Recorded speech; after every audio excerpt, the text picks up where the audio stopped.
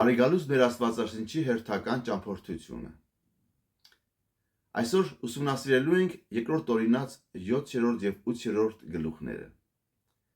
Այս գլուխներում Աստված խոսում է իր ժողովրդի մասին որպես ընտրված ժողովրդի։ Օրինաց 7-րդ գլխում գրված է, որ Աստված ընտրեց Իսրայելին ոչ թե նրանց մեծության պատճառով,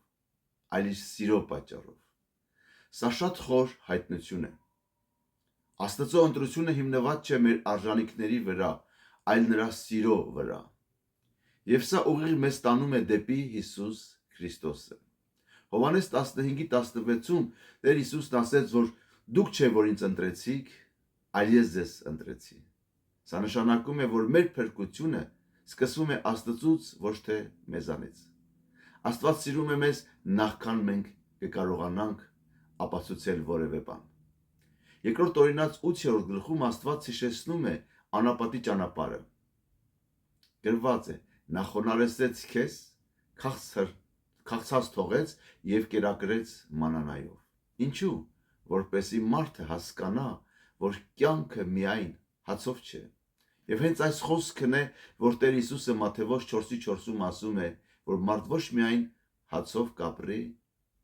այլ նաեւ Աստծո խոսքով։ Տեսնում եք, սիրելիներ, կապը։ Անապատը պարզապես փորձություն չէր, դա դպրոց էր։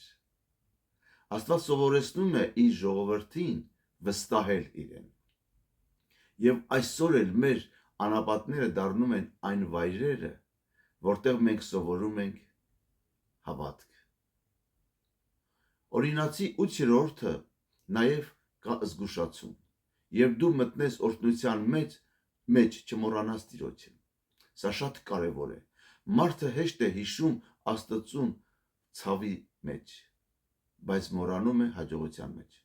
Բայց իրական հավատը այն է, որ մենք հիշում ենք Աստծուն թե դժվարությունների եւ թե օրհնությունների մեջ։ Հիսուս Քրիստոսը մեզ սովորեցնում է, որ մեր կյանքը պետք է կառուցված լինի ոչ նյութականի վրա, այլ իր խոսքի վրա։ Այս գլուխները մեզ հիշեցնում են, որ Աստծո սերը ընտրում է մեզ, Աստծո ճանապարհը ձևավորում է մեզ եւ Աստծո խոսքը պահում է մեզ։ Աղոթենք։ Տեր Հիսուս, շնորհակալ ենք քո սիրո համար։ Շնորհակալ ենք, որ դու ընտրեցիր մեզ եւ առաջնորդում ես մեզ նույնիսկ անապատի միջոցով։ Օգնիր մեզ վստահել քեզ ոչ միայն դժվարությունների մեջ, այլ նաեւ օրհնության ժամանակ։ Թող քո խոսքը լինի մեր կյանքի հիմքը։ Հիսուս Քրիստոսի անունով աղոթեցի։ Ամեն։ Սիրելիներ, եթե այս ուսուցումը օրհնություն էր քեզ համար, իսվիր քո ընկերոջ հետ